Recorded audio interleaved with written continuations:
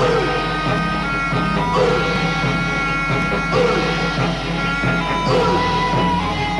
ladies and gentlemen, and welcome once again to another power-packed edition of the infamous podcast fueled by the More of the Same network in association with Anti-USW Productions, known worldwide as the Yin and The Yang. I am the Yin, the former two-time USW heavyweight champion and lifelong martial artist, known as Anthony Chu, a.k.a. Chuzilla, the ultimate thriller. All muscle, no filler, baby. And on today's episode, we're going to talk about reading food labels, risky stimulants and supplements. We're going to ask, what the hell, Steven Seagal? We'll talk about Fight Night on the UFC, and one of the highlights that stood out about that, fan mail, segments of Chewed Out as segments. I'm going to try to combine something here today. We're going to get a progress update of someone's workout schedule, and all that and a lot much more, ladies and gentlemen. And oh yes, we, as a challenge to ourselves today, we are going to try our best to discipline ourselves to do something that we've never done in the history of the show, and that is to not use profane language. Why? Well, we're testing our discipline, and I'm testing my discipline. And speaking of co-hosts, ladies and gentlemen, please allow me to give the proper introduction, if I may, to my co-host, Mr. Co-host to you. Here we go. So, ladies and gentlemen, he is the elite podcaster, natural disaster, gift of gab master, bigger, better, and faster, ruler, operator, owner of the More of the Same network. He is Larry. I would like to take the Joey Ryan Dickplex because I love video game BS wrestling Mormon. Boy, you just don't let some things go, do you, over 1 week? What's going on, folks? I'm actually a bit on location myself. I'm dog. Actually, he's at a disclosed. I'm sorry. Go ahead. I was going to say, yeah, I'm at a disclosed location here. Not the normal Studio A where I'm normally recording from. So if it sounds a little different, if it sounds a little odd this week, don't worry. Listen, we do this all for free anyway for now. So, just bear with us this week, but it's going to be a good show. Folks, if you read between the lines, what Larry's really trying to say is that he is now being chased after by traditional pro wrestling fans for him enjoying this type of garbage that we talked about last week of the great debate. And he's now under the federal witness protection program is what he really is. I'm guessing. Okay, don't disclose the location. I'm guessing you didn't see the video of Joey Ryan versus Billy Gunn and the place going ballistic when each of them were just going back and forth with a suck it and touch it. Well, that's just two stupid human beings performing for stupid people. Let's not start again. Let's start fresh. All right. Let's just cut the crap. And I guess I think you've already voided the whole no profanity. What do you mean? Dickplex. Well, that's what it's called. It's not my fault. I mean, excuse me that he didn't call it the penisplex. So, okay. So that's the exception to the rule? Yeah. I mean, okay, fair enough. You pornplex? I mean, that's what the guy name? calls it. What do you want me to say? And go ahead. I was going to say, I'm looking forward to a fun-filled episode this week. Boy, our timing just sucks this week, huh? A little bit. I'm not in my normal spot. I'm to pull back the curtain a little bit. Where I'm using my cell phone here, my iPhone, to do the recording. I got the running into the Zoom H4n Pro as I do, which is normally fantastic. A little bit of limitations. I don't have my own Wi-Fi here. I'm kind of doubling up on a guest service Wi-Fi, so I'm struggling here a little bit, but I'll get through it. I'm a professional. Boy, they really, really don't give people a lot of breaks or benefits in the Federal Witness Protection Program, do they? No, not too much. It's pretty much just a new Social Security number, a new name, and swift kick in the butt, and there I go. $20 on all my way. So, how was your week, man? Not too well. I mean, I actually, to be honest with you, I was pretty much all week I've had a head cold. This weekend kind of hit me hard as well. I'm getting better. I'm feeling better, but unfortunately, a bit limitations with the head cold, and that always happens when I'm here in New York, and the weather. Well, you're in Jersey, so you're not too far, so it would have done the same thing. The weather just changed drastically. I mean, it got cold overnight, and when that happens, that hits me like a sledgehammer.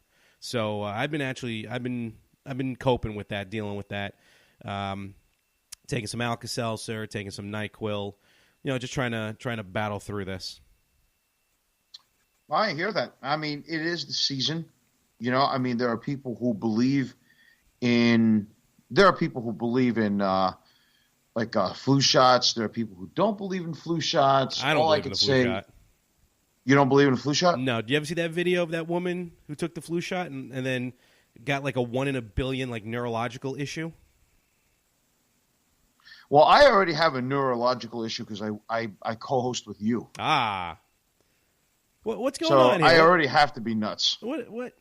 I signed you to a lucrative contract with the More of the Same network, and we're starting to jump leaps and bounds, my friend, with the More of the Same network, especially on YouTube and iHeartRadio, because I have submitted this show to hopefully be broadcasted on iHeartRadio. And this is how you treat me? Oh, and by the way, well, of course, because I mean, again, if we go back to episode number 1, and all the fans and all the listeners know, meaning Choose Commandos and Mormons militants know that this is the only show out of your entire network where I can bash you, and there's not a dang thing you could do about it. I really wish I didn't put that in the contract. Oh, well. Hey, listen, you already put it out there for all the listeners. So as a man of your word, if you actually have any integrity, you would hold up to it until until I renegotiate my contract. What can I say? I have to say the law firm of Dewey, Cheatham and Howe that More of the Same has acquired for these contracts, I may have to rethink it. Actually, I thought I was going to hear from your law offices of Hagen and Dawes. Oh, wow. Or maybe Baskin and Robbins. People, look at this. I mean, honestly. Or at least it wasn't Brigham Young. So what do we got on tap this week? What do we got happening? Let me before we talk about what's on tap. Have you been sexually harassed by anybody this week? Unfortunately, no. I wish. Okay. Listen. I have. I just wanted to make an announcement that Larry has sexually harassed me. What? And I'm saying it because apparently it's the in thing. Everybody's saying it about everybody else nowadays. I figured really that is. maybe I would have some type of validity. All right. I could have said that it was something that happened like 20, 25 years ago. The only way I'm really harassed by you is every time I record the show with you every week. And even then, nobody believes in me. By the way, speaking of that, and he's rolling his eyes now, folks. Listen, speaking of it, can you please mute your phone? Well, I'm trying to. Hey, listen, I'm trying to keep up with my fantasy league here, and I apologize. Now, speaking of this whole sexual harassment thing, has just gotten so far blown out of proportion that look, they're leaking secrets about the entertainment industry and all these other industries where people are celebrities and well-known people. That it's just gotten out of hand. Listen, I mean. Let me just say this, okay? And this is something that I think I'm at a point right now where I look at it and I say, there's this one guy who, did you hear about this? This one guy got really angry or made a complaint that he got sexually harassed by Mariah Carey. Women are doing now. Women are called out now. Hey, look, it goes both ways. First of all, God, I wish I can cuss right now. You stupid idiot. If I got sexually harassed by Mariah Carey, would I complain? No. She is hot, man. And if she sexually harassed me, I wouldn't say a word. Just like it's like it goes back to this one, folks. It's just like I'm looking at Larry's face right now when I can actually, if I was actually sexually harassed by a Victoria's Secret model, maybe some hot international model, I wouldn't complain. Just keep your mouth shut. It's kind of like all these teenagers getting banged by their teachers. Like, who's opening their mouths? That's why Van Halen did the song "Hot for Teacher." Damn it! There's a reason, folks. You know what it is? It's a different time, unfortunately. And look, let's face facts. There are very much valid complaints and valid situations where a lot of these men and women were put in situations they should never have been put into. And, you know, people like Harvey Weinstein is just an absolute animal, and he deserves whatever he ends up getting. But you're right as far as, you know, it's hard because now, you know, it's almost like I use the comparison of the old, you don't really get it nowadays anymore, but like the old school catcalling, like when a woman would walk by a construction site and someone would just be like, hey, baby, what's going on? You know, hey, looking good, stuff like that. You know, that, look, and women have said this. And so I'm mentioning stuff that I've heard women say, that, you know, like these cat calls, or if someone comes up to you and just kind of taps you on the shoulder, nothing major, just, hey, how you doing? Good job, or something like that. There's a difference between that, which is really nothing, and being assaulted, being abused, being forced into doing something that you don't want to do because someone else has power and authority. So it's hard. It's going to be hard to determine, because I think just now everyone, you know, if someone was winked at, they're going to come out and say they were assaulted. So it's going to be difficult to weed through what is legit and what may be taken out of context. But unfortunately, it is the world that we live in. For those who have been truly affected, you know, definitely our heart goes out to them. But for those who don't, like, who maybe misread a sign or something, look, that's going to be on you. But it is agreed. It's dangerous waters, dangerous territory that we're getting into, and it's just, I mean, you're right. It's like the number of complaints and people and all this happening. I mean, it's almost like, at what point does it become? Is it now just the in thing to do? Calling someone out. So it's scary. It's scary, right? Yeah. And I don't mean to interrupt, but it's scary that we live in a world where people are so sensitive now that every little thing is either, oh, he's racist, she's racist, he's discriminatory, she's discriminatory, oh, he sexually harassed me, now it's all of a sudden she sexually harassed me. It's like, sooner or later, right? We live in such a sensitive world now that sooner or later, hello is going to be sexual harassment. It really Good morning is going to be sexual harassment. It's like every day you wake up and you wonder, what are we now going to be offended by today, folks? And look, I mean, it's like I tell my students, right? I tell my students who are children who are between the ages of 7 to 17. You know, if people talk about you and they say things to you, right, that's one thing. But when they put their hands on you or they physically do something to you, that's serious. Exactly. I mean, and that takes it to another level.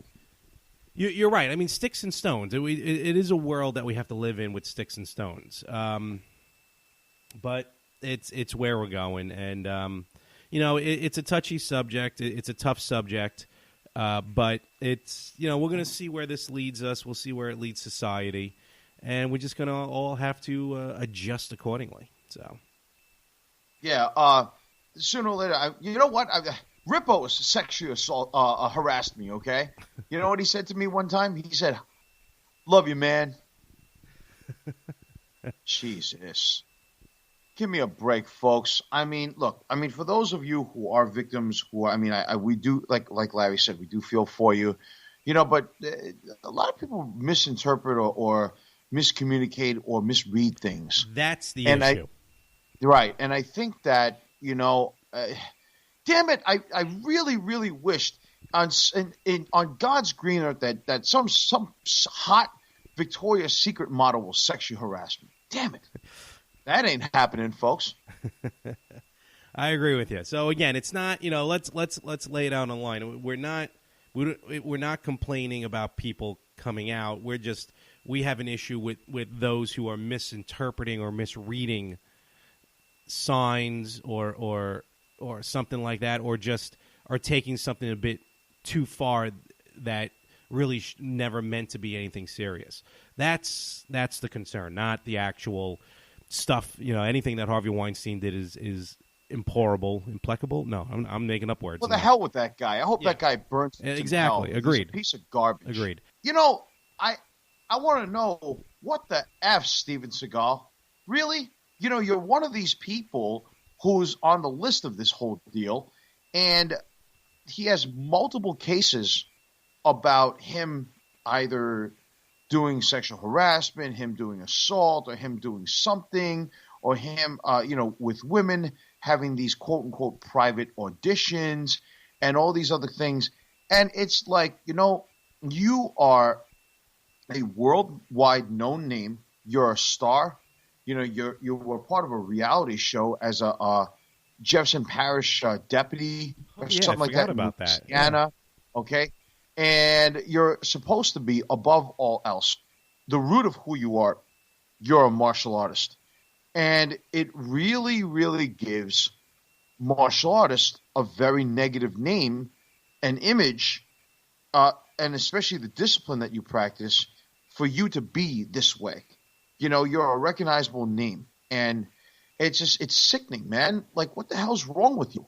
I'm a fan of your movies, but you as a person, if this stuff really does come out to be true, and nobody's, taken him to court yet, or nobody's ever, but really, you're supposed to be producing a very positive image, not just for yourself, but for the martial arts as well, and for whomever you represent, I totally agree. And, like I said, it's going to be a touchy subject, and I think we'll, let the chips fall where they may.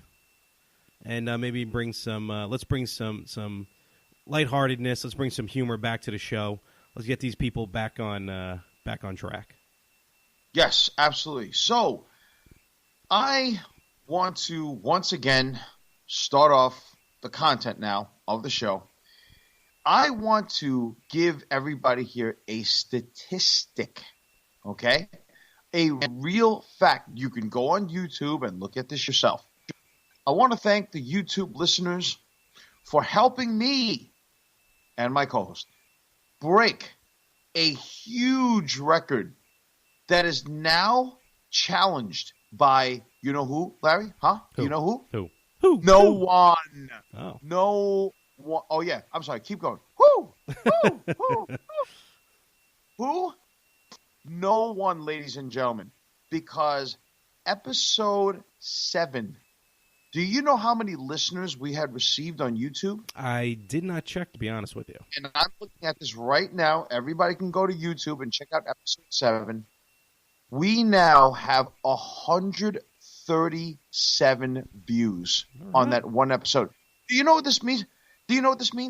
This means several things. And oh my God, do I have a buffet line of things to say about this, but we're just going to consolidate. And let me just say this. There is not one show and or episode in the history of the More of the Same network that has received more views on YouTube but mine. Yes, ladies and gentlemen, the Yin and the Yang, episode 7, 137 views and growing and counting. And yes, you think of any other show and any other episode in the history of the More of the Same network where there have been more views on YouTube? How are you? You want me to put? How am I what? Sorting those views? Because I could have sworn the better half had like 150. That's not true. Of course, I can't check it right now. It's smart. Let's just put it that way. Okay. Well, it's relevant. It's smart. It's a fact. I'm not giving you an alternate fact. And I believe Larry? you. Yeah. Yes. Okay. So now, let me also say this. Okay. What do you got? I just want to thank you guys really for the love and support that you show us. We got new views, new likes on the YouTube page, on the Facebook page. I mean, this is really cool, man. Episode 8 is growing now. Yes. So yes, absolutely. Oh, you know what? I do. I stand corrected. I'm looking at it right now. Of all the shows on the More of the Same network on YouTube, the Yin and the Yang the Yin and the Yang episode 7 is the top viewed episode. Exactly. Exactly. Look, it's no 212,000 views like my Tom Brady video. Now, we will get into that. I will certainly give you a forum for this because this is just absolute insanity in the fact that, Now, let me just say this, okay? I think, first of all, number one, the absolute, again, love and support. It tells you why I am an impact player. When I signed that contract, I assured you that I will do my absolute best to bring this network up. And what have I done? I have done exactly my job, and I will continue to do my job because any brand that brags Anthony Chu is the supreme brand. Any brand that brags Anthony Chu on their network is the number one network. Any brand, say that 3 times fast, any brand that brags Anthony Chu on the Yin and the Yang and has me, the former 2-time USW heavyweight champion, on this program with Chu's Commandos, is the single greatest listened, viewed podcast, all right, in social media, on the internet, whatever it may be. And there's no denying it, folks. So I have the people to thank for that. And that's the 99% of it is the people. That 1% is me, and none. And Larry, none for you. Well, I mean, I am the curator of the whole thing, so. Oh, you're you're an artifact, all right. Ooh, but that's a different story. It's gonna be tough when I pull the Yin and the Yang from the lineup. Oh well, I guess MLW Radio will pick up my program podcast one. All right. Let's no BS this time. Okay, so let's get on with it, if I may. Yeah. Did you watch UFC Fight Night? No. Oh man, dude, UFC Fight Night was unbelievable in a sense that the fights were great. I was actually watching it. The one fight I felt really not happy about was I really like to see. I like John Dobson. Okay. John Dodson, the magician. I like the smaller guys. They fight fast. They hit fast, which is really, really cool. Really, really, glad about that and all. I will say that, I feel bad that he lost the fight. So I really was not happy about that at all. Mm-hmm. Dodson is one of my favorites. Clay Guida, he is 35 years old now, and he won his fight against Lozon, which I thought was going to be a much longer fight. That was a round 1 KO. Oh wow! And Clay Guida is an outstanding fighter. I've always been a fan of his, always. The Marquardt fight was okay, even though he lost. The Arlovsky fight was good. I mean, that guy has been around since UFC back in like 2007 or something like that, and he's still around and he's good. Poor Diego Sanchez, man. He got knocked out by an elbow. Oh, I saw that. I saw that Holy replay. That was a crap. vicious elbow.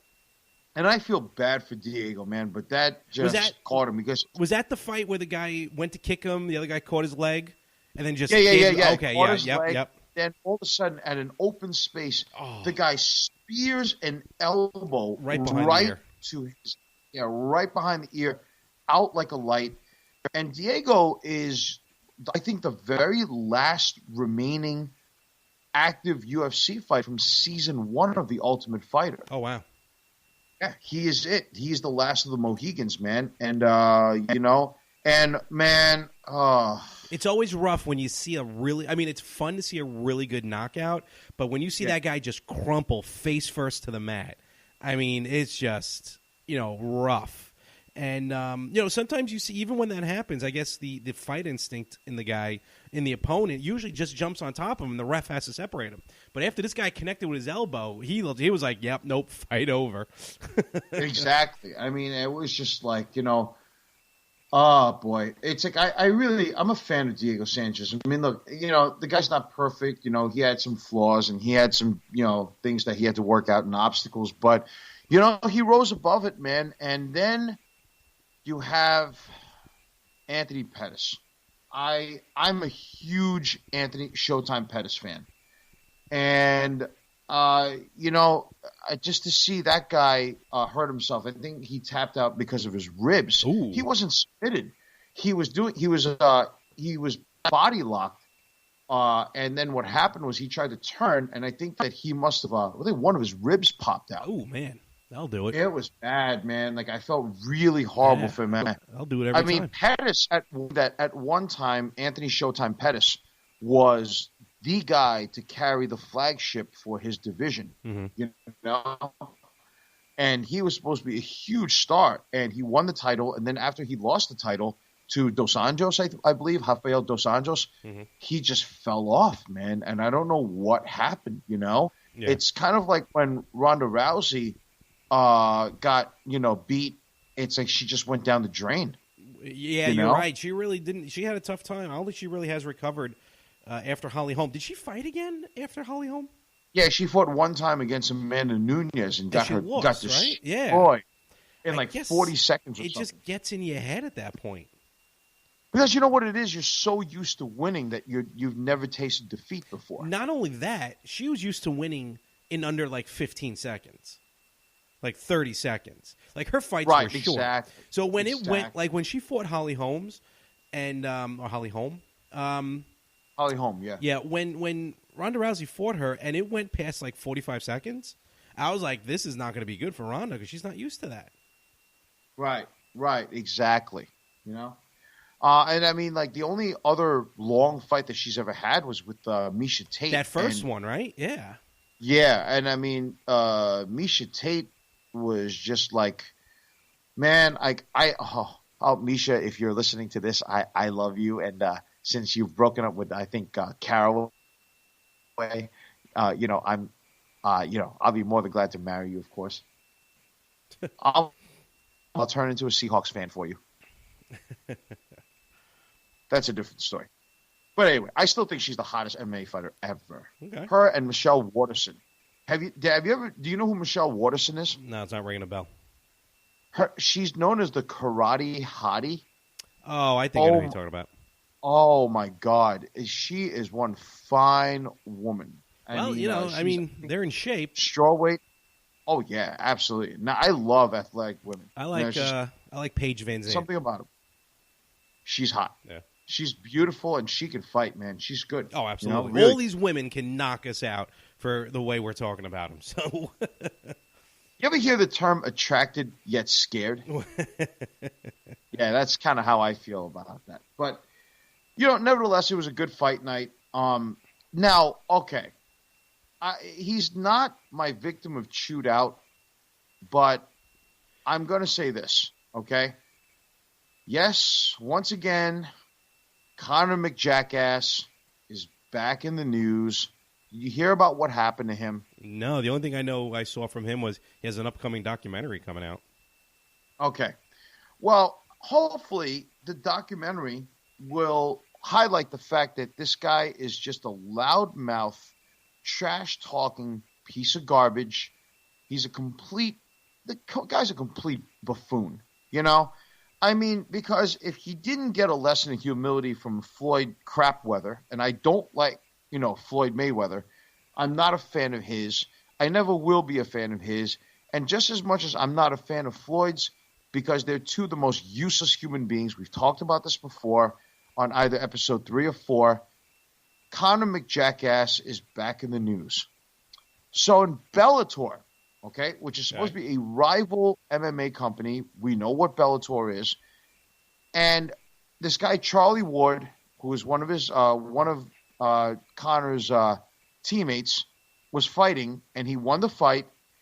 This dumb jackass storms the cage, jumps over the cage wildly. It's like a fan jumping over. And by the way, he's not. McJackass is not a part of the corner. He's not part of the team. He was a spectator.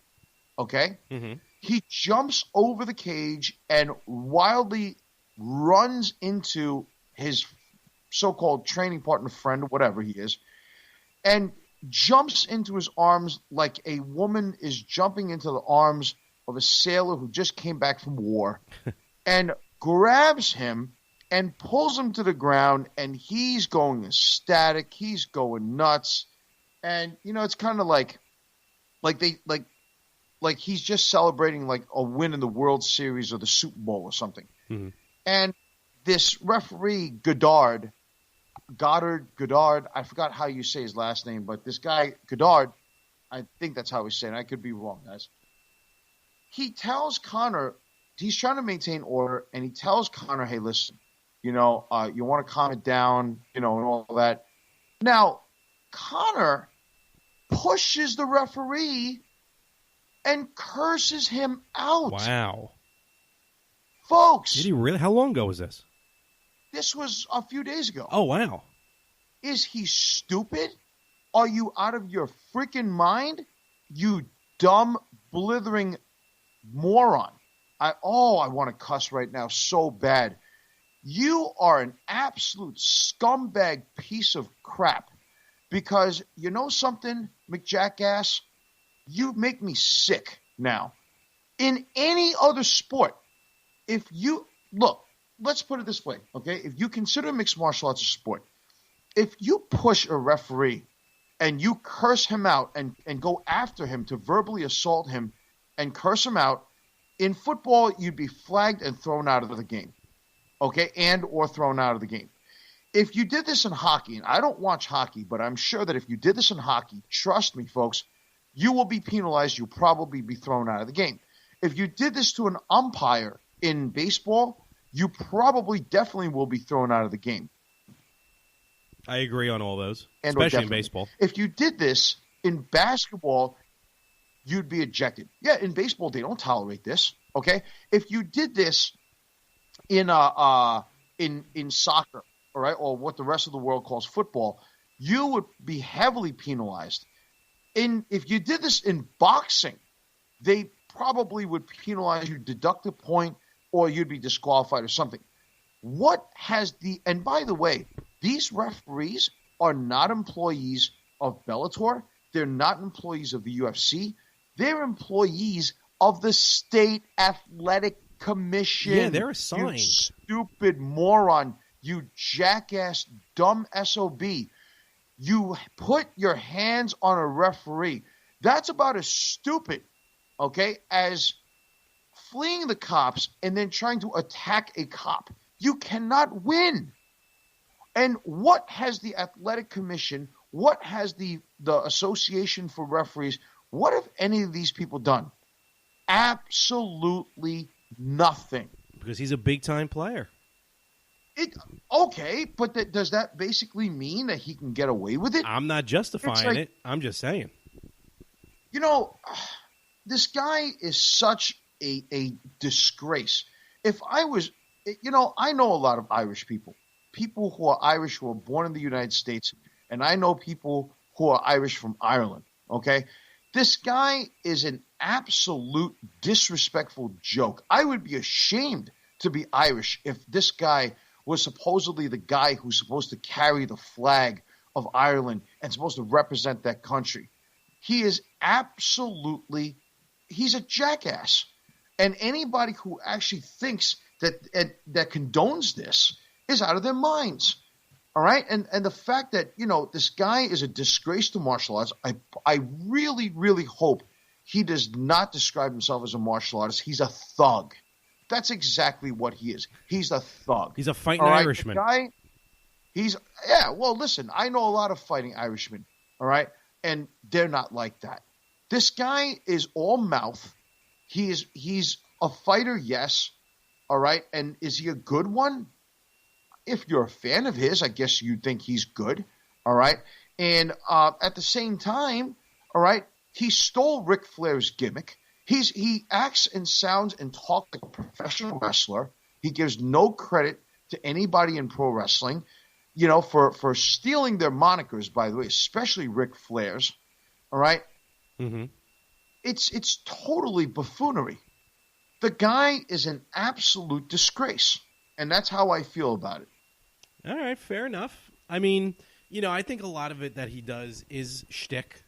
I think he's just doing it for the sake of doing it, to keep his name out there.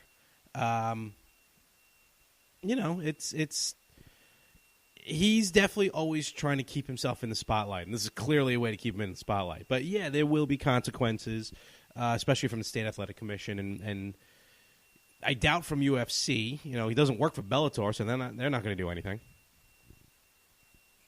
Well, also, I'm very surprised that they let a UFC fighter, which is a competitor of Bellator, actually be in attendance in a rival promotion. I mean, that just imagine. But it's not like wrestling. That's a little different. You think so? Yeah. Plus, you buy a ticket. You can't stop someone from buying a ticket. Yeah, that is true. That is true. But I mean, I know it's not an angle and all that other stuff, but really, I mean, it's one of those weird things, though. It is. Certainly is. So, nevertheless, the guy is just really sickening. I really, just a disgrace, man, to me. And I'm sure I'm pissing off a lot of people, and but that's one person's opinion, and I'm sure my opinion really, really doesn't really matter too much, but in most people's eyes, and that's okay because we don't live in North Korea, folks. We live in a country where we do have the freedom of speech. So you guys, if you have anything to say about this, write to us. We have an email. We'll give that to you later on in the podcast. But had to get that out of the chest there. You know what I mean? Fair enough. All right. So let's answer some fan mail because we have a lot of fan mail at this point. It's piling up. And by the way, a lot of the boys in the 9 to 5, Larry, are really, really wishing you all the best in your conquest here of improving yourself because, a good amount of us, we gym and stuff like that. And so they wrote to me via text, especially Jeff. Jeff basically said to me he listened to episode 8 and episode 7. So he really, he heard about what your plans are and all that. So he's really, really happy to hear it because Jeff gyms about 4 days a week. So that's pretty awesome, man. Yeah, it was, it's tough. I know we'll probably talk about it later. It's already been tough. It's right in the beginning, especially this past week. I wasn't feeling good. So, unfortunately, my timing always stinks. So it's been difficult. I got to get, we'll talk about it later in the show. But thanks, Jeff. I definitely appreciate the support. And what I'm going to be doing is on my YouTube page, just search More365, MOHR365, basically where you can find the Yin and the Yang podcast as well. I'm going to start tracking myself on YouTube as well. So hopefully you'll be able to see the transformation. Well, that sounds good. One of the things I regret about my transformation, about improving myself and changing myself in the last year and 10 months is just the idea that I did not think about recording it. I always thought that would be an interference. I always thought that it would be pressure. And I really, really just wanted to, just to do it and focus on it and not have to worry about cameras or anything else. You know what I mean? So now I kind of regret it. So no need to regret it. You can always keep moving it forward with it. Mm-hmm. Okay. So. All right. So we have a few questions that I selected out of the fan mail this week. And if you guys want to email us, it is yinandyangpodcast@gmail.com. Once again, it is yinandyangpodcast@gmail.com. So the first question of the week, and this is for the both of us, it says here, this is from Janie. Janie writes, to us for once again from Queens. I'm telling you, man, You got a I lot of really fans in beginning the to boroughs. think you have a. Yeah, I'm really, really surprised. We got a lot of fans in Queens. So Janie is from Flushing, Queens, and she writes to us, "Hey guys, what's up? I actually, in the beginning, was forced to listen to your show because my brother James listens to your show. And now I actually really do like the show, so thank you so much. Congratulations, and keep up the good work. The question that I have for the both of you is, what is your mindset going into recording a podcast? You want to go first, or do you want me to go first? Mindset. It's just, it is a little different on this one. Actually, my mindset's different on all the shows that I do. But the similarities is just going in because I'm the one doing the actual recording on my end. Today's a little different because I'm doing it through my iPhone, but normally it's through my computer. Better setup. But my mindset is just get everything ready to go, testing levels, and then as the show goes on, every once in a while I may sound a little, either aloof or I may not hear what's completely happening because sometimes not only am I participating in the show, but I'm also making sure everything's running properly. So my mindset is just both topic-wise, what I want to discuss, what to discuss, but to split it over the 3 shows, like with the Retro Gamers, there I have a lot of input in what's happening. I have a lot of comments as far as our topics for the week that me and Anthony do. On the Better Half, that's more me and Frank just kind of shooting the breeze with each other, and we end up in conversations. That's a little more natural. And then here on the Yin and the Yang podcast, because this is Anthony Chu's baby, the Yin and the Yang podcast. So I'm the Ed McMahon. So I'm more putting that garnish on the sizzle that Anthony Chu brings to this show. But all 3 of them, though, I'm constantly, making sure everything's running properly, making sure it sounds good, making notes, because I do edit the shows. I make sure I try and get them to sound as good as possible. Even with the Retro Gamers, I throw in some sound effects and everything like that. So, for me, I have 2 separate mindsets, as a contributor and as a producer. Oh, and a third one, as an owner. You had to put the owner in there, didn't you? You just had to put the owner in there. Thank you very much, Vince McMahon. Or should I say Eric Bischoff? Oh, how dare you, sir? Well, I'm glad that you brought that up because and this is a great question. I mean, we all get great questions, and I mean, again, my mindset is very much like Paul Heyman's and Jim Cornette's. Those are my Jim Cornette is my influence as to why I'm doing what I'm doing right now, and why you're listening to me. And he has 2 shows. One is called the Jim Cornette Experience, and the other one's called Corny's Drive-Thru. And I listen to both of them, and I get ideas. And I think that one of the first things is that I come up with the creativity for this.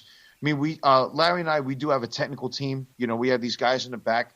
We joke around with our interns and something like that, and some of us actually physically abuse our interns, but that we won't get into that. But all kidding aside, I believe that my mindset going into doing a show is that after I do a recording, it starts off now as an entire process. You're back to square one, and now you want to do research, you want to keep up with current events. So this podcast has forced me to keep up with things that are going on around the world. We have to make sure that we're not crossing any borders or fine lines, because we don't talk religion, we don't talk politics, we don't talk about our 40 hours a week. If you guys know what I mean, if you guys have listened to this for a long time, you know that we don't talk about these 3 things. We have a technical team that advises us, and then I talk over with Larry about a couple of ideas.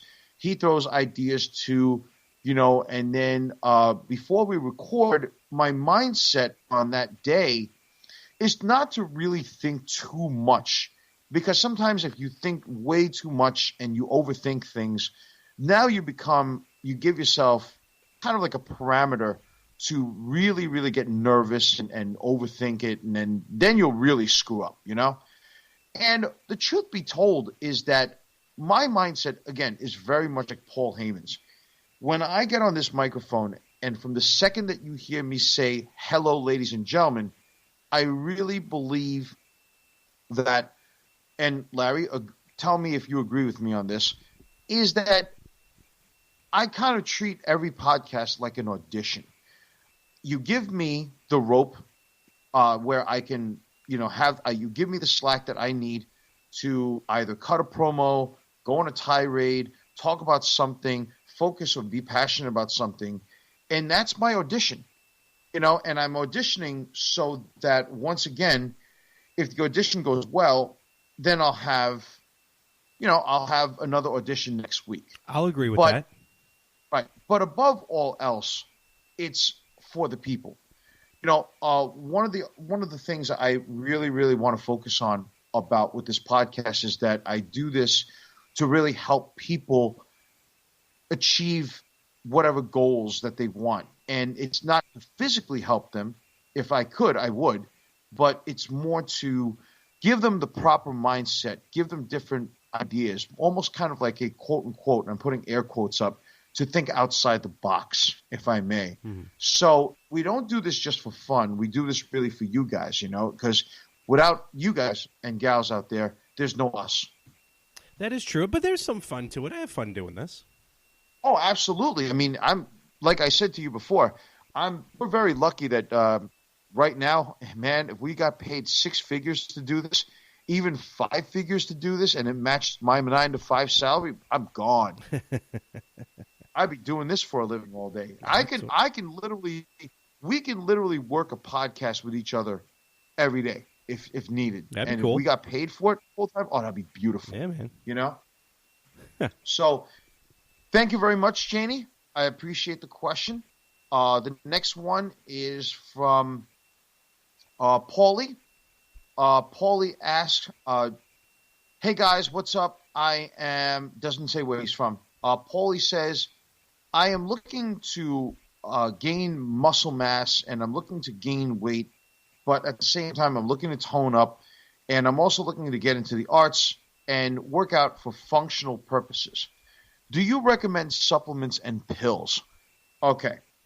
Now, this is something that even I have thought about, and I've talked to my coach about it.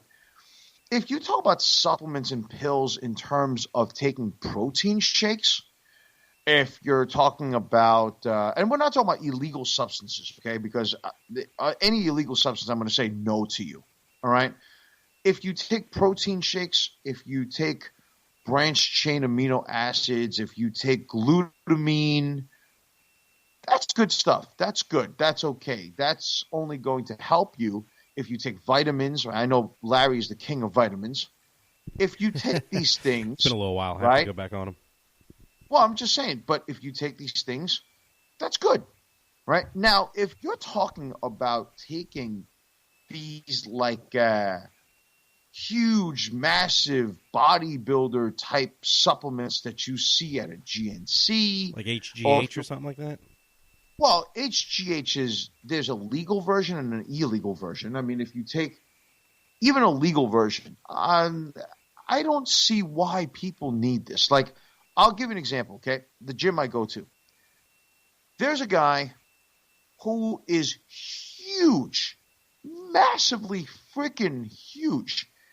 And he is like you ever seen that Geico commercial where they're like, hey man, do you have renter's insurance? He's like, oh yeah, bro, when they're working out, I love that commercial. Oh, I love it. Okay, that's right, Teddy Roosevelt, right? And as the guy gets bigger and bigger, like the last photo of the guy being huge, that's what this guy looks like. And I said to him one day, and I just went up to him between sets, and I said, you're a big dude, man. I said, do you compete? Do you, what do you do for it? Now, he claims that he doesn't take anything. Like, he takes protein shakes and BCAAs, branched chain amino acids. Okay. And I said to him, you don't take HGH, you don't take – obviously, he says no, and he's obviously lying. And then one day, as I got to know him, and I asked him the same question months and months and months later, He says to me, yeah, I do. I take HGH, human growth hormone. Yeah. And I said, well, let me ask you this. I said, are you competing, or are you a model? Are you like, what do you do it for? You know what he said to me? I do it for the cosmetic look. Now, okay, folks, this is just me, but I wouldn't want to get that big. And if he wants to do it and he just wants to look good, to me, I'd rather take function over, over cosmetics. I mean, for me, like when I want a physique that I want it to be functional. I'm a martial artist, and I want to be able to use it. I want to be able to play a game of pickup basketball. I want to be able to run. I want to be able to, hang out and have fun with my nephew. Like when, kick the ball or throw the ball with my nephew. I want to be able to do stuff. With him, he can't do any of that, and he's just doing it for looks. And I just find something very odd about that. I mean, to each their own. I mean, I want everybody to find their happiness, but I don't understand the logic behind it. I don't think that these pills and supplements that are like, these massive weight gainers or these like androgen or things like that, to me, I don't think they're good for you. I think they have long-term side effects. I think that they're just not healthy, personally. I agree with you on that. Anything you have to put in you like that can't be good. Yeah, because at some point it's going to catch up with you. If you take it for a long, long, long time. I mean, I don't know, man. I mean, like, will you be working out and lifting weights at that same level at 60, 70, 80, 90 years old? Probably not. And then when you don't take it and you stop it later on, what's going to happen to you? But hey, to each their own, right? It is. So, you're right. You can't. If you want to see a really good documentary on even like on steroids, I think it's called Bigger, Faster, Stronger. It's pretty interesting. Yes, and it actually opens. The opening clip is Hulk Hogan winning the title in '84 for the first time, and then they interview people who are like pro steroids and really into them. And then there's people against steroids. It was a really interesting documentary. When you can, check it out. Yep. That's, by the way, if you listen to your introduction this week, I give a little nod to that documentary. I think I heard it. Bigger, Better, Faster. Yep. All right. So thank you. Appreciate it. Max writes here from Weehawken, New Jersey. And he says, if you can open up your own martial arts school, what would make your school different? By the way, guys, thank you for the program. Love your show. Okay, if I had to open up my own school, what would make my school different? Well, the first thing is that I want to create a school where it's not about winning trophies. It's not about winning championships. It's not about competitions. The only competition is within yourself. And one of the things that would bother me more than anything else on this earth is that I see these martial arts schools, right, where what they do is, and this is the single worst thing that I think I've ever seen, is that they'll basically put, I kid you not, they'll put like a master's name or a sensei's name on the billboard, right? And when you go in there and you sign up for it, you think that you're going to be taught by this person, and you're not. They're never there to teach. Yeah, that's almost like false advertising, in my opinion. Absolutely. Well, people should be sued for that, because if you're there and then you have other people teaching, and then you go up, like I remember when I went to my nephew's taekwondo school one day, right?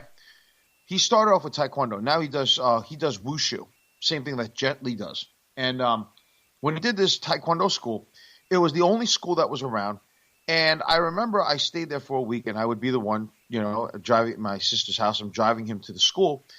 And I remember the guy, every time he was in class, and at the time he was a blue belt, which is the halfway point in the art of Taekwondo to your black belt. The guy whose name is advertised in the school billboard is never there to teach. And then one day he walks in and he's wearing this really nice, flashy Taekwondo uniform or gi, and he walks around and he just says hi to everybody, and he just does like 2-3 punches, and then he gives it to his assistant, and he walks away, goes right back into his office, and I'm just like, just counting the checks, counting the cash. Yeah, coming exactly. That's all you're doing? When I open a school, I will assure every single person that if I'm not teaching classes, there's no class that day. You know? Okay. And I think that my mission statement would be to create a school where, yes, there will be, organization, there will be, a certain regimen that I want everybody to stick in, but the whole purpose of the school would be to make better people.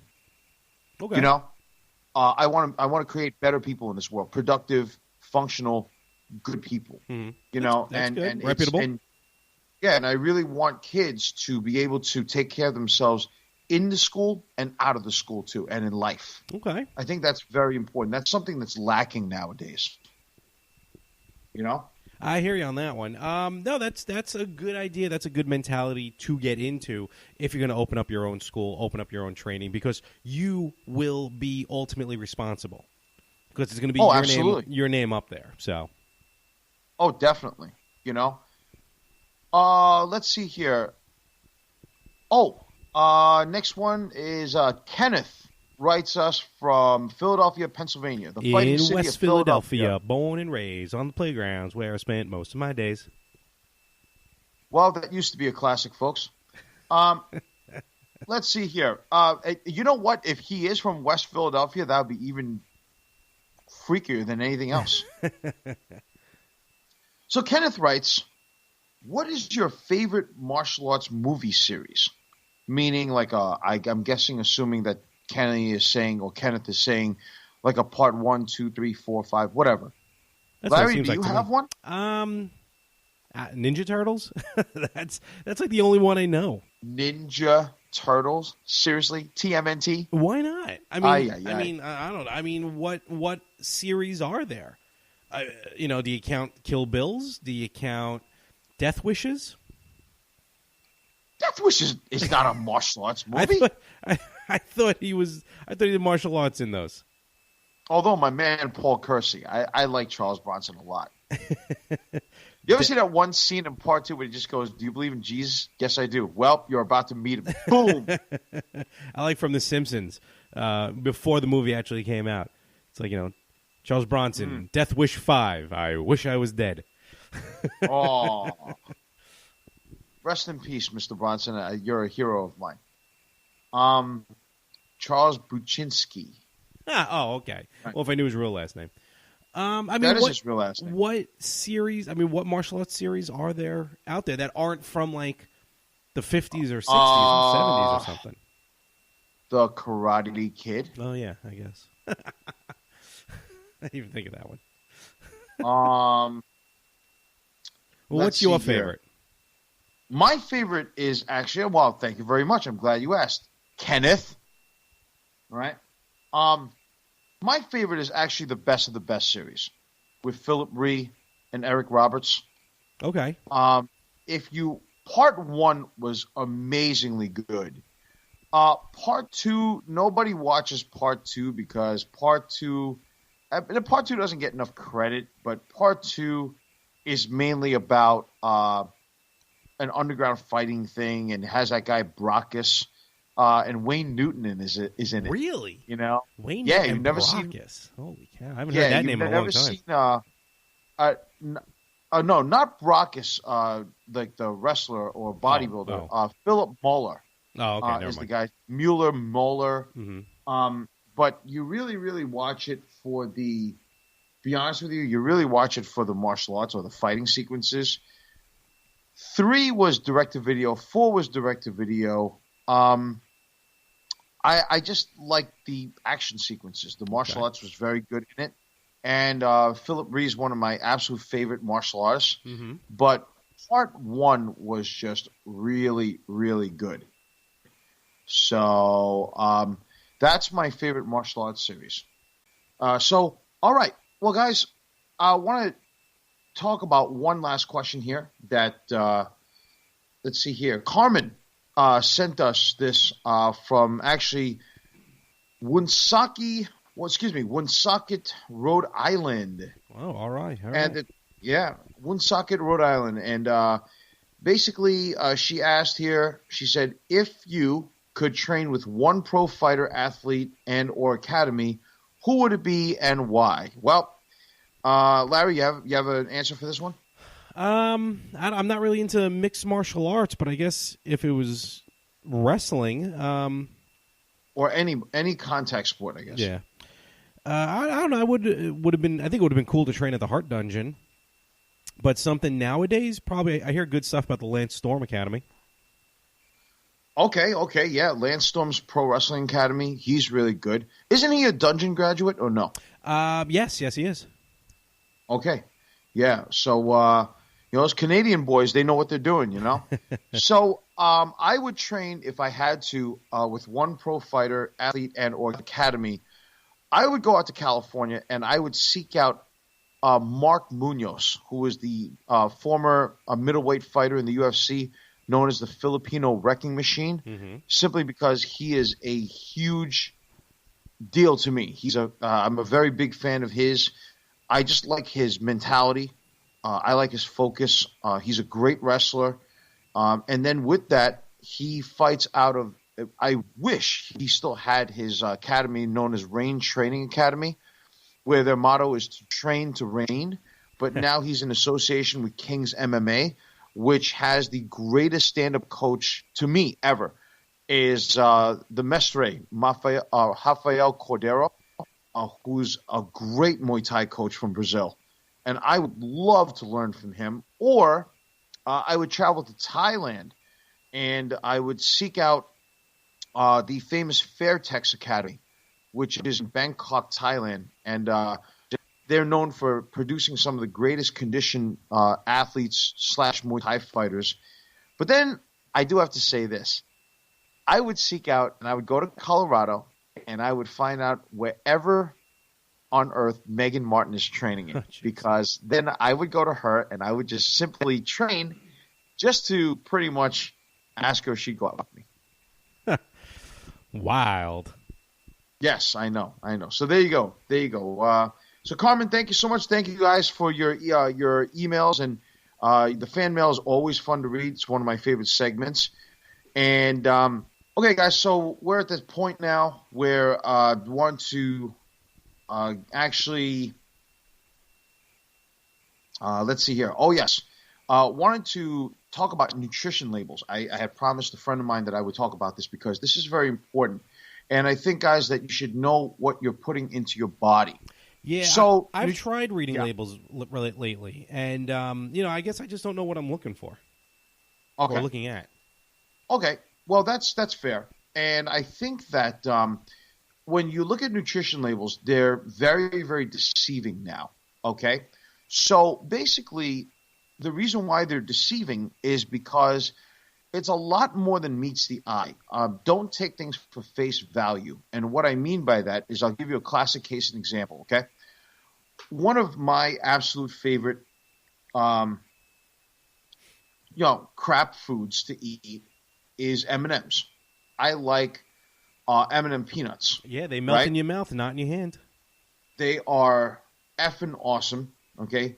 Let's not think dirty, folks, because he had to put that in there. Well, right? That's the logo. That's the slogan. Yeah, I'm sure it is. It okay. has been for years. Yeah, it has been since the 1980s. Nobody uses that anymore. What? Now you got those two dumb dolts. M&M red and yellow. Characters. Oh, I love them. All right. Well, their you're Christmas more like, commercials coming up soon. Yeah, you're more like the red. Oh.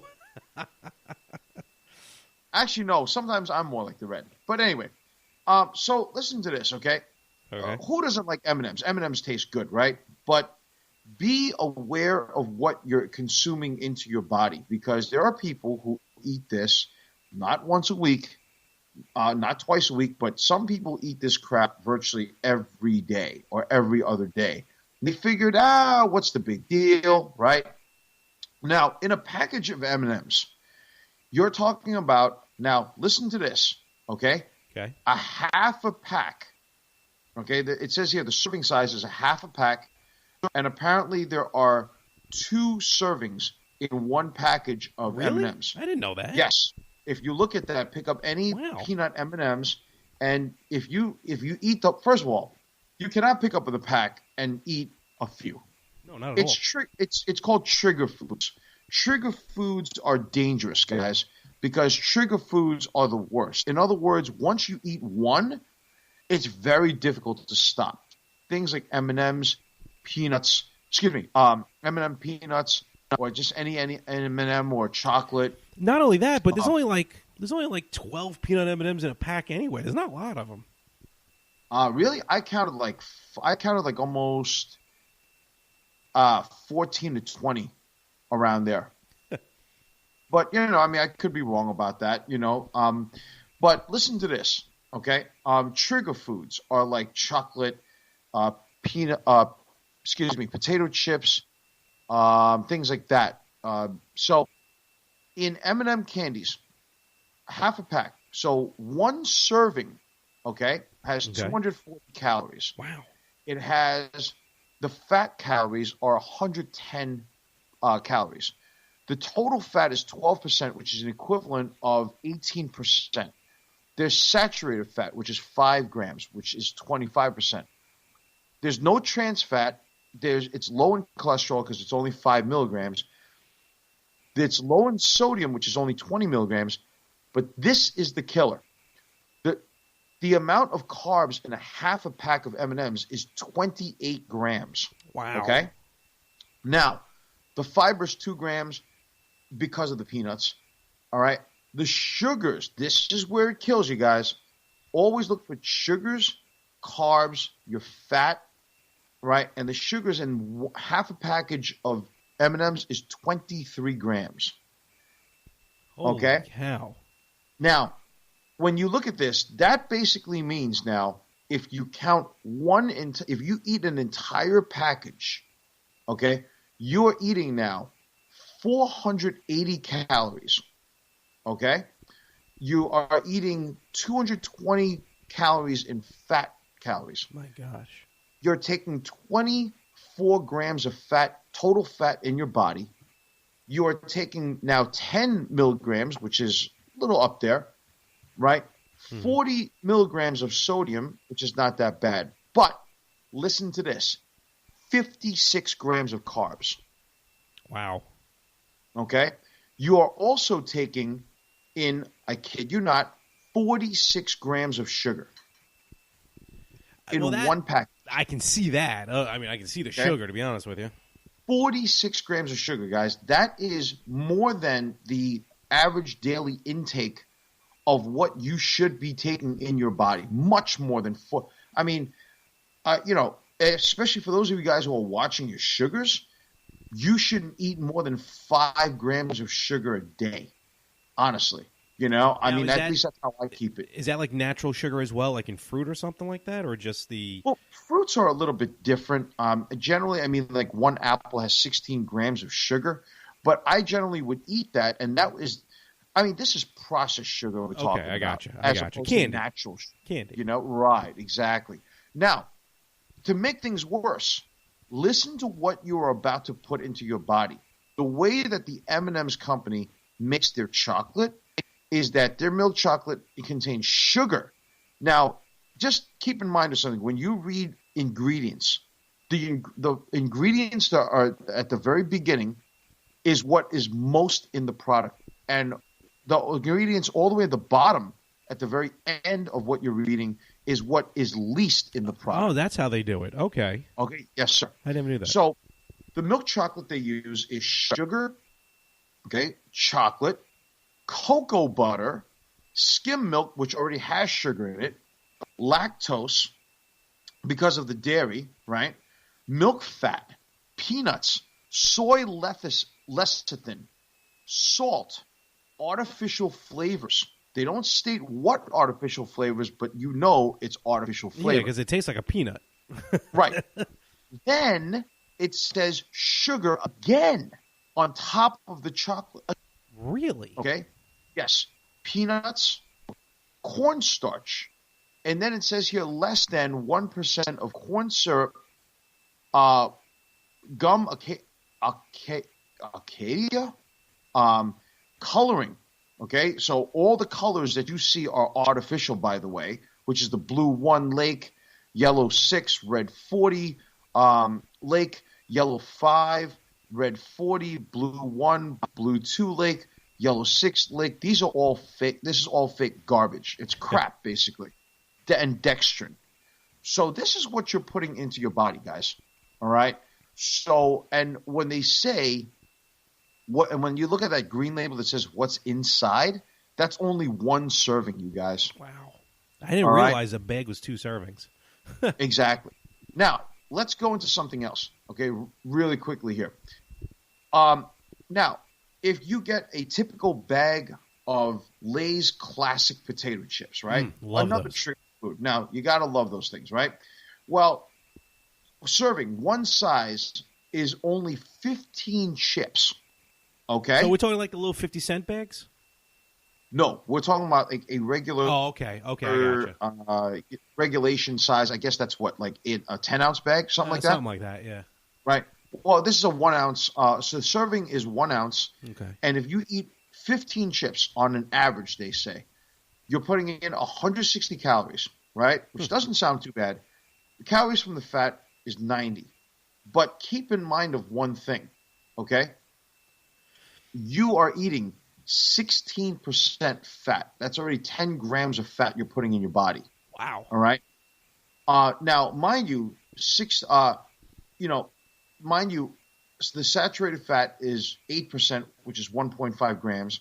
There's no cholesterol. There's no trans fat, but there's sodium. The sodium is already right. The sodium is 170 grams. Okay. Which means if you eat more than 15 chips, let's say you eat 30, all right, now you're putting in 240 grams of sodium. Now, this is just in one sitting. So imagine what you're eating, the other things that you're eating throughout the day that have salt. That's true. This racks up. And, it's funny you mention the sodium because I know the sodium, that's really big. Lay's, is it Lay's? Yeah.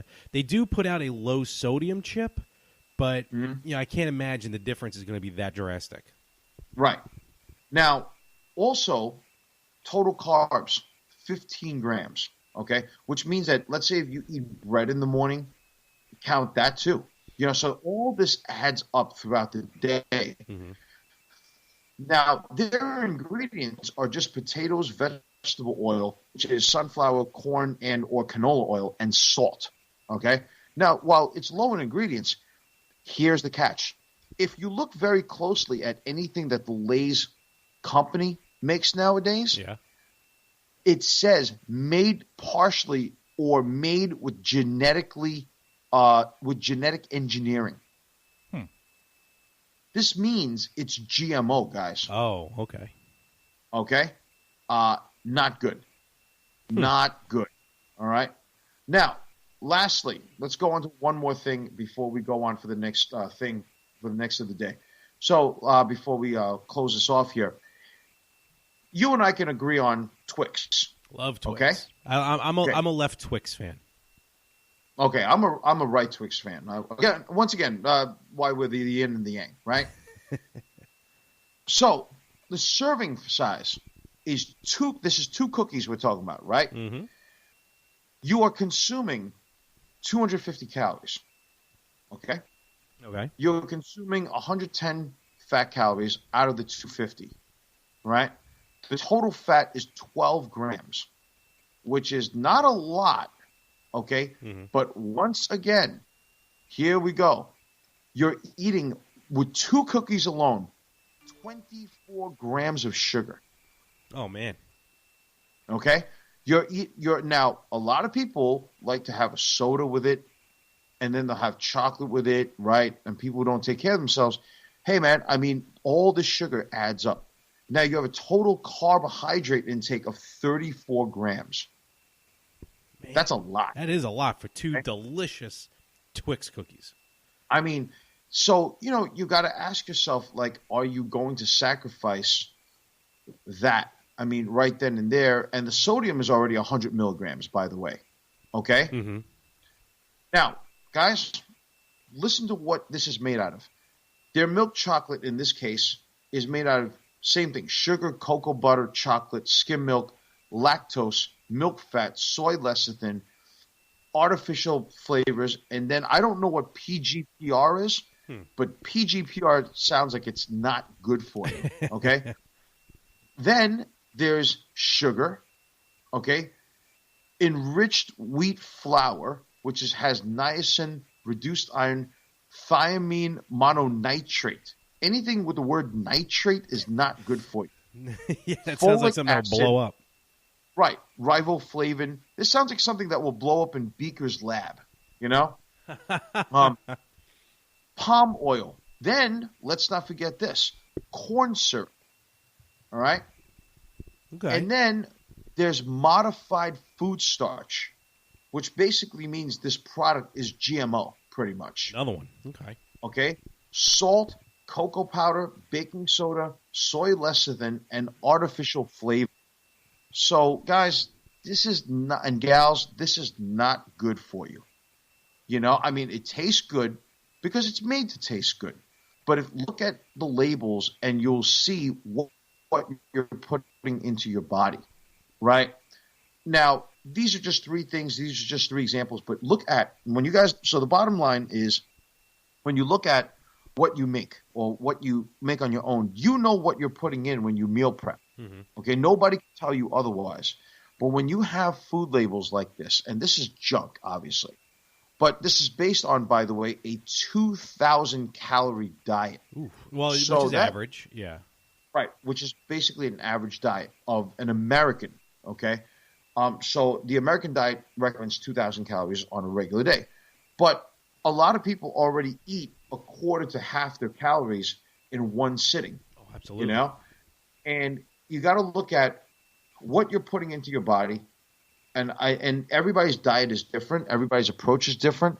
But if something consumes the most or the majority of your caloric intake in a day, this ain't good. If you look at the ingredients and the things that you cannot pronounce, or that's there are things, that's what you got to worry about. And if you're putting in things that, let's say, are not good for you, like butter, sugar or salt, this ain't good. So be aware, guys. That's all we're asking, is just to be conscious about what you put into your body. And if you have to do it, don't do it on a regular basis. Don't do it every day.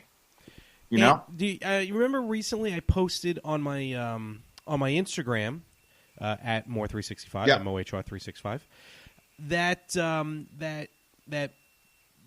I don't know what to call it. Just it was a post about difference between diet and health. Yes. Diet begins with die, health begins with heal, and right. It's a matter of choosing right, not completely taken away. Like, yes, all this what you were just talking about is insanity. Once in a blue moon, as a snack, I don't think the worst thing in the world. Once in a blue moon, but it's a matter of eating healthy and reading those labels, like you were talking about. Being able to read food labels is going to be key moving forward for survival. Absolutely. I mean, when you look at something, what I do is when I go shop and you look at something at a store and you say to yourself, if I eat this, what will it do to me? And I mean, can you sacrifice without? This is where your self-discipline comes in. Mm-hmm. So this is very important. You know what I mean? Absolutely. Yeah, definitely. So, guys, I hope that helps. If you have any questions about it, just email us for sure and let us know, or go on our Facebook page at the Yin and The Yang and let us know. Oh, yeah. So you ready for the segment, Larry? Is it my favorite segment of the week? Oh, Yes. All right. Okay. So this is something that really is annoying me. And this is something that annoys me. So do you know who P. Diddy is? I think the world knows who P. Diddy is. Okay. Well, that's very unfortunate because so this fool decides that, first of all, he was known as Sean Combs. Then he was known as, yes. right. Then he was, well, obviously, because he's known, by his birth name. Then when he got into the industry, he's known as Puff Daddy. Then he was known as Puff or Puffy. Then he changed his name to P. Diddy, right? I liked P. Diddy. And then, right. And then all of a sudden now, he says this past week, let's change my name. He probably pulled this right out of his ass. And he said, let's change my name to Brother Love. Name sounds familiar, doesn't it? Gee, yeah. Brother Love. Let's see. Isn't Brother Love the guy who was on WWF TV back in the 1980s to 1990s, who was a preacher, red face, rings on his fingers, has the Book of Love, and he goes, I love you. Epic encounter with the late great Morton Downey Jr. Exactly. And what was that quote, sir? The the quote from which one? Well, what he says to Brother Morton. I love you, but that does not mean that I like you. I like it when he says Brother Rodney. Oh, okay. What he calls him? No, that's what he calls Piper. Right. But I'm saying Morton. What he says to Morton Downey. Now, here's the thing, right? Okay. Listen, did this idiot not seem to understand this stupid SOB? Does he not understand that name he's a millionaire, right? This guy has not been relevant in the music world in over 20-something years, and I don't give a shit. Oh, oops, I'm sorry. I don't give a damn. Oh, there we go. Well, I'm not editing that out. It was a record. Now, come on now. We had over an hour and 20 minutes, pretty much. Sorry, folks. Well, that was pretty good discipline. I said one word. Hopefully, just keep it to one. All right? I don't care whether anybody thinks that I'm wrong about saying this, but he rode the coattails of the Notorious B.I.G. Okay? That's some heavy statement right there. Right? He rode his coattails.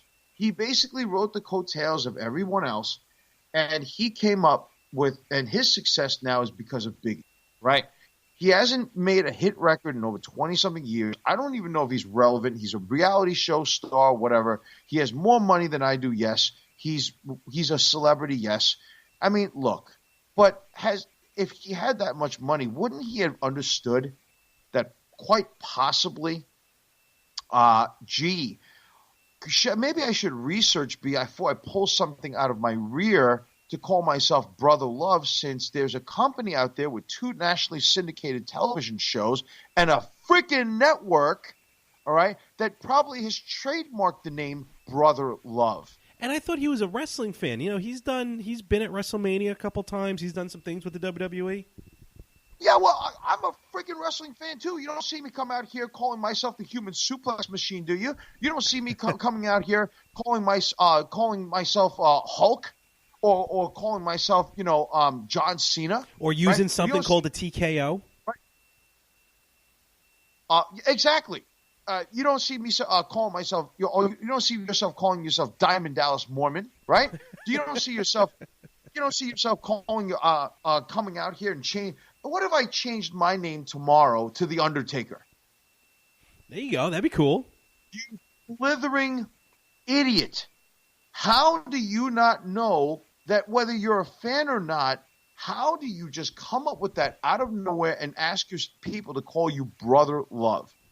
It is a trademark name, and I think he rescinded it, but still. Come on. Yeah, he Seriously? did rescind it. He did. I don't know if it was because of WWE, but he rescinded it. Well, I mean, that's ridiculous. So you know what?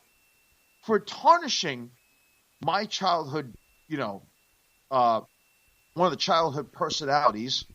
All right. Do you know what I have to say?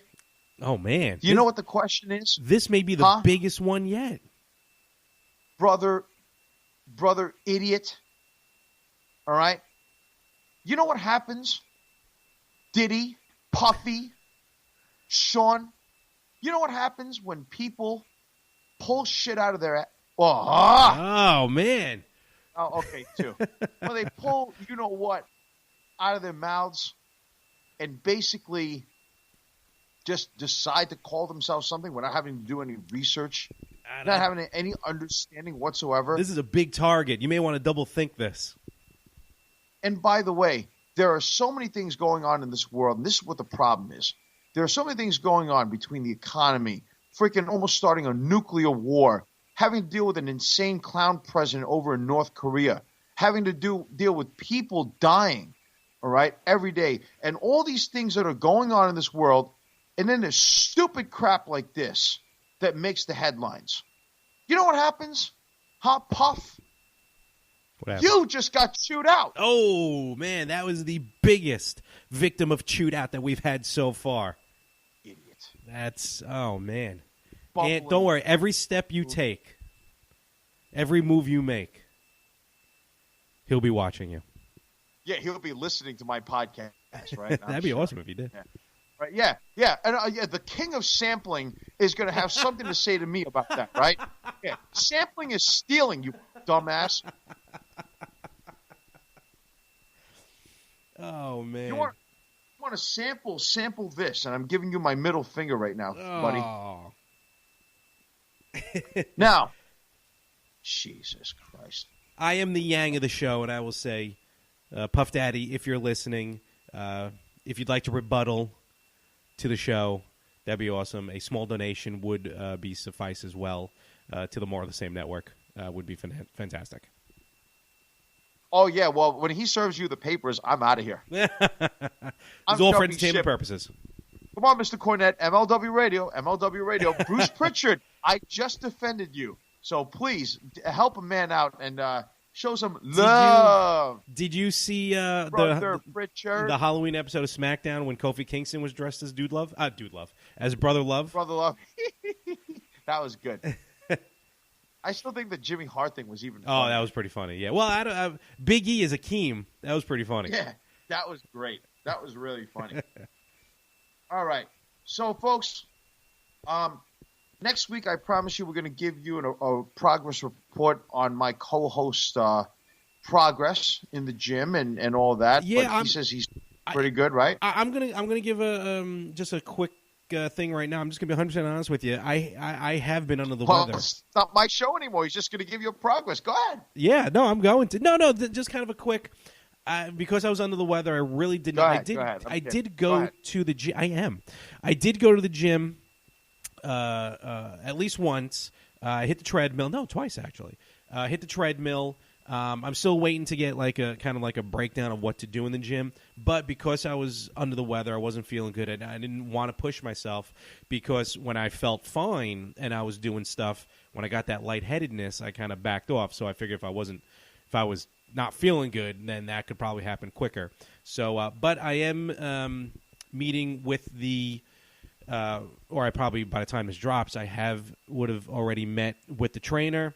Hopefully get some more information, especially about nutrition. That is going to be the biggest problem, is going to be nutrition. But also, again, follow me on my YouTube page. Search out More365, MOHR365. I will document my quest to be able, because really I'm doing this for two reasons. One, hopefully so my social life can pick up and, maybe meet a certain someone or just have something like that, a female in my life. And two, I want to be able to successfully wear one of the many wrestling replica belts that I own. Ladies, he's single. You may want to, you let us know if you want to date Larry. Actually, you know what? I'll make you a challenge, Larry. Okay. All right? I'm going to make you a personal challenge right here, right now. Ladies, any one of you out there single, I'm sure you're pretty. If you will agree to go out with Larry after he meets his first goal, his short-term goal, you agree to go out with him, I will personally pay for your date. Ooh. I will give you a $150 limit. Wow, that changed quickly. Okay. What? $150? That's a lot of money to take somebody on the first date. Not the kind of dates Shit, you could walk into Hooters right now and just basically get the Dom Perignon and 10 wings. I'm not bringing someone to Hooters for a first date. What's the matter with you? It's just Peter Luger's, my friend. All right. Well, you know what? Anything down to $150 is on your tab. Fine. Right. Awesome. If you were smart, let the lady take the huge porterhouse steak and you just have a chicken salad or something. What? No, you know what I mean? No man has a salad on a first date. So, but either way, man, ladies, if you're single out there, you want to go out with Larry, he meets his first goal. I will tell you now, I will pay for the first date. So hopefully that'll give you some incentive. So ladies, write to him, step up, take the challenge, please. So, guys, to end us off, we're going to give you the tour dates for the I Should Have Quit While My Monkey Was Still Funky tour, and then we're going to bring it on home, and we're going to deplete the resources here. So, on my end of things, in 2 weeks, I am going to a Pittsburgh Steelers game, which is basically Green Bay versus the Steelers at Heinz Field in Pittsburgh, Pennsylvania. So I will be there. Just find the only Chinese guy in the entire Heinz Field because no Asians apparently like the Steelers, and in Pittsburgh there are no Asian people. So since I'm traveling in there, and you'll find me very quickly because I'm the only Asian dude. So if you see me, come up to me, talk to me, let's hang out. I'll buy you a beer. I will buy anybody a beer. Oh, boy. If they say that you've heard this from the Yin and Yang podcast. Boy, this kid's making a lot of money. Oh, well, look, I don't want to see any expense reports sent to the office. Yes, sir. So that's one stop. The other stop is that I will be at Walker Stalker Con on December 10th and 11th. Okay. Which is in Edison, New Jersey. So I will be there for sure. I'm going to go hang out, have fun, and meet some celebs, hang out there and all that. The third stop is going to be in going back to Maryland, and hopefully I won't spend a year one night there for, obviously the holidays, and I may actually attend a competition during Christmas time, around Christmas time. Okay. So that's a possible thing. I may actually attend a competition as a coach, not a competitor. Oh, okay. And then in January, we have our Barclays Center date. Yes. Am I correct? Yep, January 22nd, 25th anniversary of Monday Night Raw. There you go. What's on your date, my friend? Well, I will be at the Ace Comic-Con at the NYCB Live, home of the Nassau Veterans Memorial Coliseum in Uniondale, Long Island, December 8th, 9th, and 10th. Check me out there. I'll be the one waiting online getting autographs. And also, January, we have Monday Night Raw. Oh, I'm sorry. Let me back up a little bit. December, I think a week after Ace Comic-Con, I will be at the Hammerstein Ballroom for Ring of Honor's Final Battle, which will be live on pay-per-view from New York City. And it was just announced the main event. Cody will defend the ROH World Championship against Dalton Castle.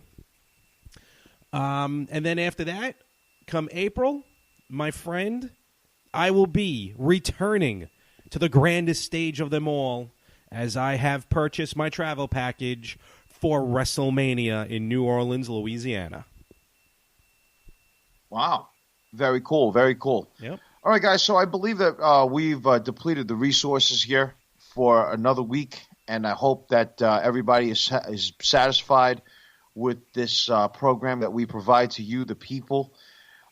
There's always on YouTube this one jabroni who's always giving me a dislike or giving us a dislike. And you know what, pal?